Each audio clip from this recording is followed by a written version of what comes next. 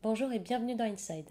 Dans ce tuto, on va faire un petit tour d'horizon des fonctionnalités proposées dans cette première version du logiciel pour une prise en main plus rapide. Inside vous permet de créer des expériences immersives en vidéo 360 et des expériences hybrides en mélangeant des médias 2D traditionnels avec des médias immersifs à 360 degrés. Une fonctionnalité très utile pour les titrages, sous-titres, logos, pour les inserts et les gros plans, si vous voulez que votre spectateur ne puisse pas les rater. Donc l'interface comporte actuellement 3 sections. La section chutier pour importer vos médias et les agencer, avec l'onglet Informations qui vous permettra d'afficher les propriétés des médias à la fois dans le chutier et sur la timeline. La section Player pour prévisualiser vos médias depuis le chutier et lire vos montages sur la timeline. Et la section Timeline où vous pourrez donc effectuer vos montages et agencer vos pistes, puis exporter votre projet. Les différentes fenêtres peuvent être agencées comme vous le souhaitez. Vous pouvez donc les déplacer et en les glissant, vous voyez les encadrés bleus qui se fixent. Là, vous pouvez lâcher. Vous pouvez donc aussi agrandir et réduire vos fenêtres. Pour commencer, je vais sauvegarder mon projet dans le dossier que j'ai préalablement créé. Donc comme j'avais déjà sauvegardé un projet, je vais le remplacer.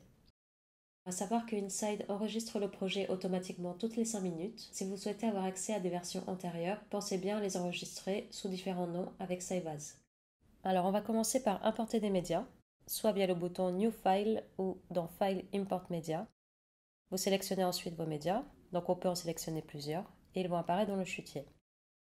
Pour les séquences d'images, il faut passer par Import, Image séquence et sélectionner la première image de votre séquence. Puis indiquer le FPS. Je vais aussi pouvoir organiser mon chutier selon le type de média. Donc je vais créer des dossiers 360, 2D et audio. Et je vais y glisser mes médias. Pour prévisualiser mon média, je double-clique sur le fichier dans le chutier et je le vois s'afficher dans le player. Ici, c'est une vidéo 360 qui n'a pas les métadonnées intégrées, donc je vais lui indiquer que c'est bien une vidéo 360 en cliquant droit Is 360. Je redouble-clique pour qu'il le prenne en compte et je vois maintenant qu'elle s'affiche à 360 dans le player.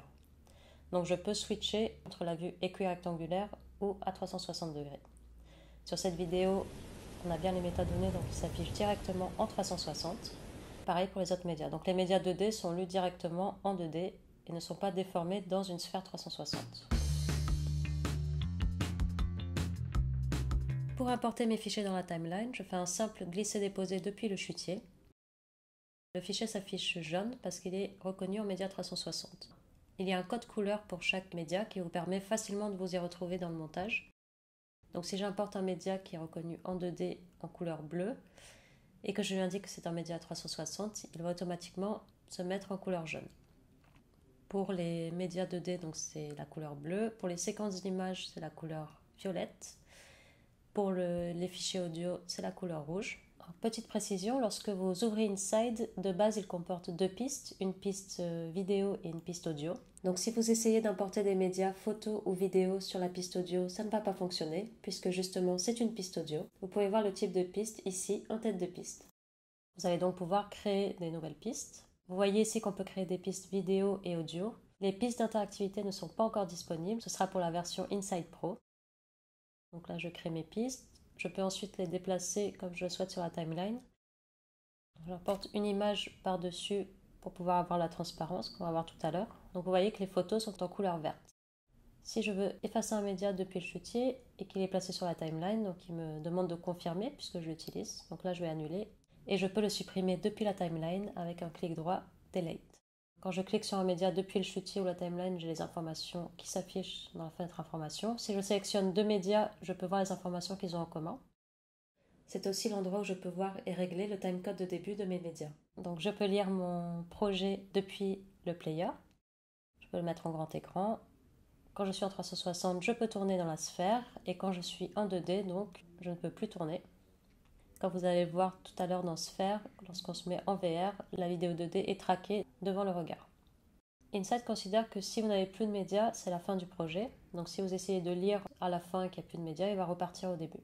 Alors pour un petit aperçu rapide, si vous intégrez un titrage sous forme d'image qui a préalablement été créé par exemple sous After Effects ou Photoshop, et que vous le positionnez sur une vidéo 360, il va suivre les mouvements que vous faites avec la souris ou avec votre regard dans la vidéo 360 et vous êtes sûr en tant que spectateur de ne pas rater l'information.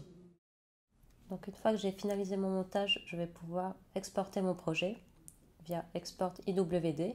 IWD étant donc le format propriétaire Immersive Waves Data qui va permettre ensuite au player Sphere de lire le projet. Pour l'instant sur les plateformes Windows, macOS, Desktop et Oculus Rift et sera ensuite déployé sur les autres plateformes. Donc sachez que pour le moment, quand vous exportez un projet de Inside, il fera le même poids que l'ensemble des médias que vous avez importés. Dans un second temps, il y aura davantage de réglages. Pour l'instant, pensez-y lorsque vous importez vos médias à les optimiser avant l'import. Et il va m'indiquer quand l'export est terminé. Alors comme c'est une version bêta, nous avons intégré un bouton Report Bug qui va vous permettre de remonter vos bugs et soucis techniques. Donc si vous en rencontrez, vous cliquez sur Report Bug. Il va automatiquement prendre un screenshot à l'instant T et vous allez pouvoir nous expliquer votre problème. Ce qui va nous permettre de les prendre en compte et les traiter pour les prochaines versions. Vos retours sont importants, donc pensez bien à nous reporter vos bugs. Voilà pour ce premier tuto. Je vous invite à regarder les autres tutos sur notre chaîne, notamment ceux sur Sphere pour la lecture des médias que vous avez créés avec Inside. Merci, à bientôt.